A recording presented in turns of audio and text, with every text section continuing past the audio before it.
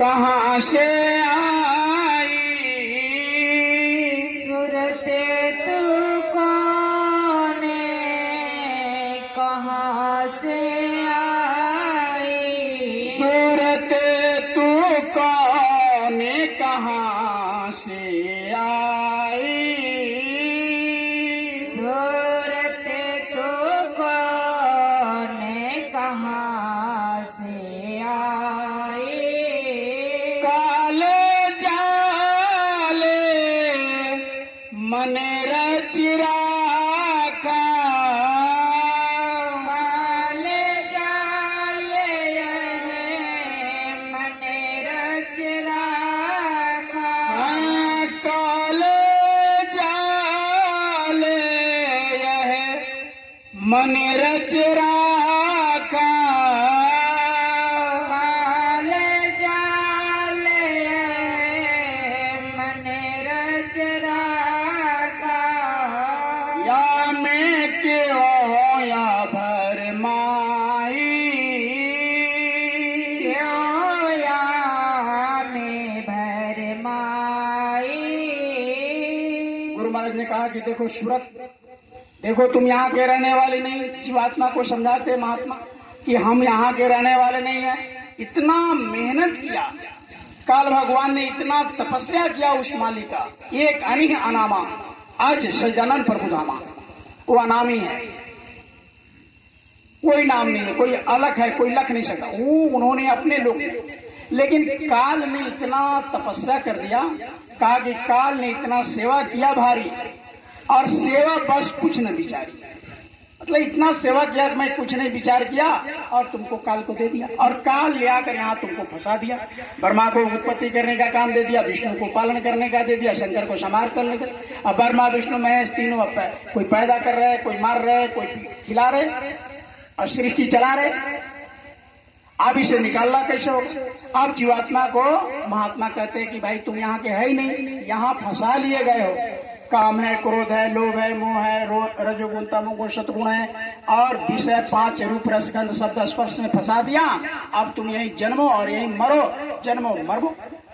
अब महात्मा को जब चिंता हुआ नामी महापुरुष को, तो महात्मा को भेजने लगे। अब कबीर साहब सबसे पहले आए और उन्हें भेद खोल दिया कि सूरत तुम यहाँ के नहीं है। क्या कहते? सत्य पूर्वांश पुरुष अंश सत्यपुरवासी पुरुष हंस तो सत्यपुरवासी फांसी काल लगाई फांसी काल लगाई। कहा कि सतपुर के यानी कोई अमर देश कह दिया, कोई महात्मा, कोई सतलोक कह दिया, कोई किसी नाम से नवाजा उसको कि ये आत्मा वहां के रहने वाली है, लेकिन यहाँ आ गई और यहाँ 4 खान 84 लाख दुनिया बना दिया। अब बैल में से निकाल के बकरी में, बकरी से कीड़ा में, मकोड़े में, आदमी जो बुरा कर्म किया अच्छा किया उसका हिसाब करके फिर उधर जाने नहीं देता है। और जब तक कोई संत आएंगे नहीं जीवात्मा को ले जाने, तब तक तो उपाय बता रहे कि तुम कैसे जाओगी ऊपर, यहाँ की नहीं है, तुम मालिक के घर का रहने वाला परमात्मा के अंश हो तुम, लेकिन तुम वहां कैसे जाएगी? कहा कि पुरुष अंश तू सत्यपुरवासी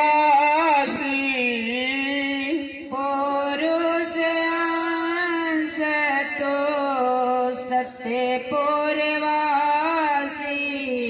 फांसी काल लगाई फांसी काल लगाई। अब उपाय बस 2 लाइन है, उपाय बताया महापुरुषों ने कि कैसे निकलेंगे। तो साफ साफ कहा सत्य गुरु की दाया साधे की सांग सत्य गुरु की दाया साधे की संगत।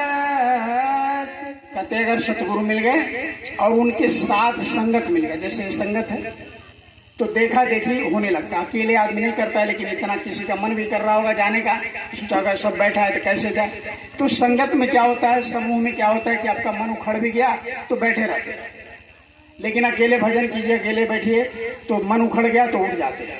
तो इसीलिए गुरु महाराज ने कहा कि साथ की खोज करो, संगत जो ध्यान भजन करते हैं उनकी एक टोली बनाओ। गुरु महाराज ने कहा था भजनानंदी टोली बना लो और भजन टोली बनाकर करो, ताकि मन भी उखड़ जाएगा तो ऐसे करते रहोगे और बगल वाला बैठा रहेगा तो देखोगे फिर बढ़ जाओगे।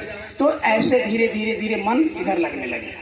तो कहा कि साथ की संगत और सतगुरु की दया, दो चीज अगर मिल गया तो गुरु महाराज की दया हो गया। अब क्या होगा जब ये मिलेगा तो क्या होगा, उलटी चलो ओ घर पाई, उलटी चलो यो घर पाई। जब वहां आने जाने लगेंगे तो गुरु महाराज ने क्या कहा, अनहद शब्द सुनो घट माई, अनहद शब्द सुनो घट माही। जय गुरुदेव स्वामी कहत बुझाई, जय गुरुदेव स्वामी कहत बुझाई। तो प्रेमियों आपने सुना होगा गुरु महाराज ने एक एक शब्द, कोई अपने बच्चे को क्या समझाएगा, सब बात समझाए कि तुम भजन कर, दुनिया में रहने का भी, परिवार में रहने का भी सब समझाए। कोई कहा कोई डूब रहा हो पानी में तो हाथ मत पकड़ाओ, रस्सी फेंको, ये गुरु महाराज ने कहा। कोई डूब रहा है तो हाथ मत पकड़ाओ, नहीं तो तुमको भी डुबा देगा। अब कोई किसी सत्संगी से कहो चलो ध्यान भजन करो, माला लो, छोड़ो आज कल ध्यान करेंगे, आज बहुत मेहनत किया है, अपने भी नहीं करेगा आपको भी नहीं, तो आप उसे चक्कर में अपना करिए वचन पकड़ कर। हाँ, नहीं तो आज वही ज्यादा हो रहा है। नकट्टा का एक समुदाय बन गया है, एक गांव में नकट्टा था, कहा कि अकेले सब